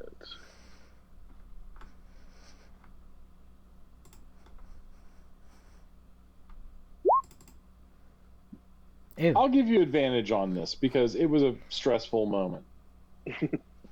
So, what you noticed is that man was carrying your father's sword. Oh. We're gonna replace this guy's floor. I have a feeling. Don't break the peasant's floor. I mean, okay. He's gonna like bolt out and look at Mizraloff and like, you have got to go on that date tonight. Given how today has gone, I don't think that I'd be able to hold that up. Hold what up? for some reason my lying has really failed me lately.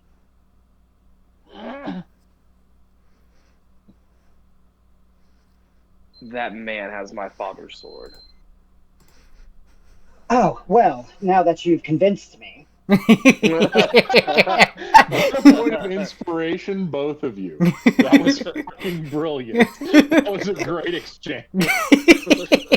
And by the way, Katie can get a point of inspiration for having, like, I don't know, like weird small mammal offs with actual small mammals. Oh no, giant badger! Bigger badger!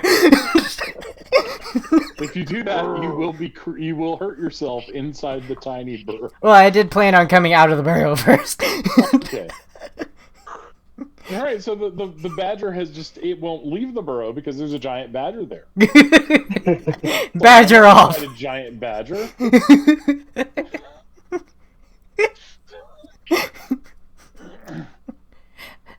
This badger can also burrow, however, so if it wanted to, it could just, like, open the opening further and just, poke the badger. I didn't say the badger was smart. It's a badger.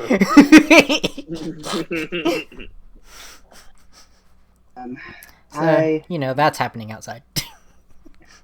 I am... Where's that tattoo? Look, you've got it. It doesn't even have to be on your character sheet. I liked it so much you can do it. There we go. Well, I do remember reading that you have to take an hour to reattune it to your character. Only if you take it off. Like, if you unattune it. When you use it, it automatically goes off. So you have to reapply it every time you use it. Yes. Huh. I remember reading that. What? I actually don't like that, so you just get to keep it, and it's kind of a way to simulate what bronze dragons can do naturally. Sweet. Okay.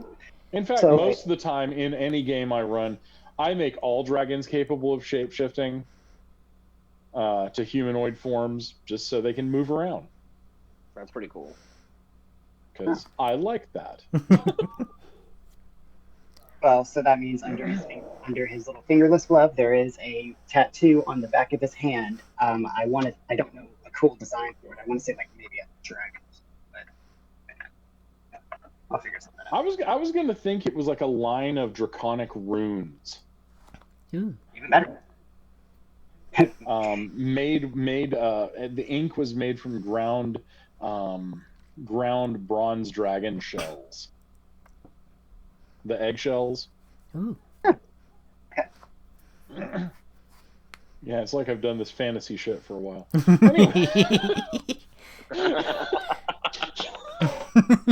Oh. What'd you yell "oh" for?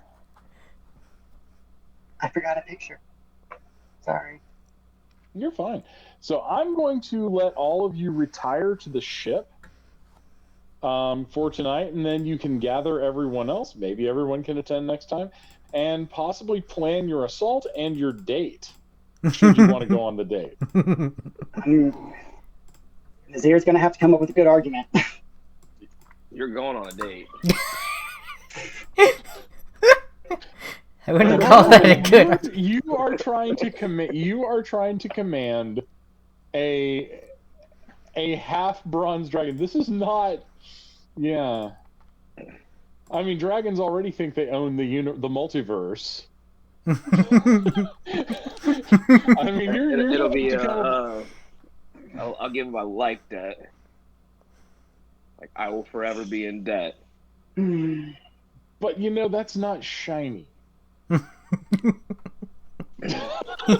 My armor I can be shiny. So no, but see, you're gonna die. You don't have lasting I'm sorry. I'm in dragon mode right now. Like, you're going to die. Why do I want a random dead dwarf hanging around my board? After every fight, you have to give me a hind paw rub and tell me how great of a person I am. Deal. Oh, that's good. That's good. Oh, wow. So, all right, y'all. So in my other Forgotten Realms game, I'm running for some other folks. They're fighting the Zentarum as well, so I have like sort of worldwide Zentarum conspiracy going on. Fantastic. And it involves the Dwerger and the Drow in that game too. Bastards. I I don't understand. Like, it's like all of a sudden Roll20 hates us. Like, no. Well, I mean, honest to God, you were fighting 7 people. It was 3 on 7. Yeah. This is I why I know. hid. And also, like, if Cadian had been able to blast them while they were still in a formation trying to decide what to do, that would have been one thing, but standing in front of them, ballsy as it was, and saying, "Come and kill me." Right. I mean, that's dwarf right there. I mean, that's actually, boss would say that's very dumb, dwarf. well, yeah. The former is what I was trying to do. I tried to sneak around. It didn't work. So the next best thing is to. Actually, that bit in Star Wars when Han Solo charges the stormtroopers until they realize he's just one person? Yeah. This was actually the more realistic version of how that probably would have gone.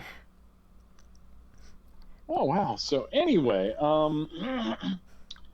yeah, I think that's it for tonight. I hope y'all enjoyed it. Oh yes, very much. I am increasingly liking getting people out of trouble by turning into deer and elk.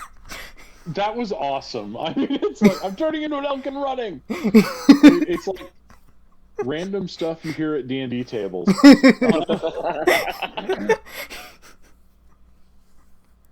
I am glad we got lucky, though, to where we were actually able to get them both out, because I honestly was planning on leaving at least one of them if they couldn't get on, because we'd all be wiped out then.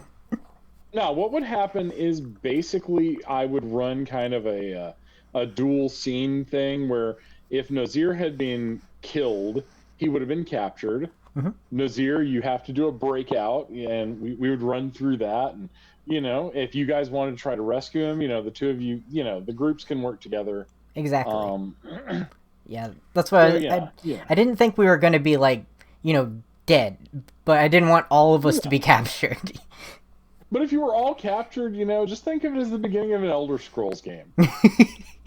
Yeah. Because there has never been one of those where you're not in prison. That is true. Oh my gosh. There was one guy who did this perfect, what was his name? Not Hrothgar, not Ragnar, the other, the Ralof of Riverwood from Skyrim. He basically had like this, he was dressed like him and he had this plexiglass thing over him that changed colors, and it was like a piece of glass that gets dark in the sunlight. And then like he would come inside and be like, "You're finally awake, are you?" Fantastic. I thought it was amusing. All right, so once again, another strange set of plot twists at Dark Shelf Quarry. The Stormbringer thing was a completely fucking random event pulled out of my box. And it saved you, Nazir. It did. Yeah, thank goodness for being pleasant.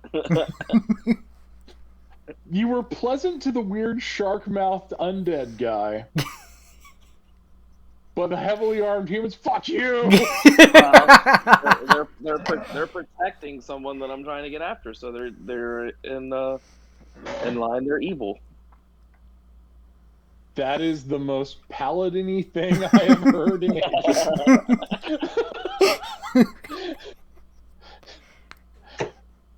Yeah. So anyway, that was fun. Y'all laughed a lot. It was hilarious. Oh yeah. I love that. So, one guy. All right. Well, I'll see everybody next week, and hopefully everyone can come back and they will roll. Actually, you know what? Tell you what. Jory, you didn't get to roll. You can roll for this. Jory, roll a D100. If our intrepid band of mud tiger hunters did well, it's over 50. If they didn't do well, it's under 50. And I will narrate. I honestly hope it's under 50. One D. D100. What if it's 50? Oh, they did well. They did well, yay! All right, I'd like so to use the- my inspiration for a reroll.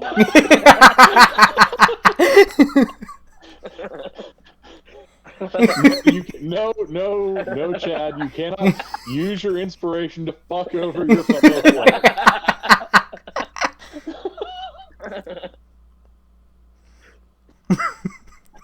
Wow, that was good. That was super good. All right, well, I will see y'all next week, and yeah, take care, everybody. Thank you, Tina. All righty, take care. Bye. Bye. Thanks. That was a great night. Very much so. Bye, guys. Bye. Bye.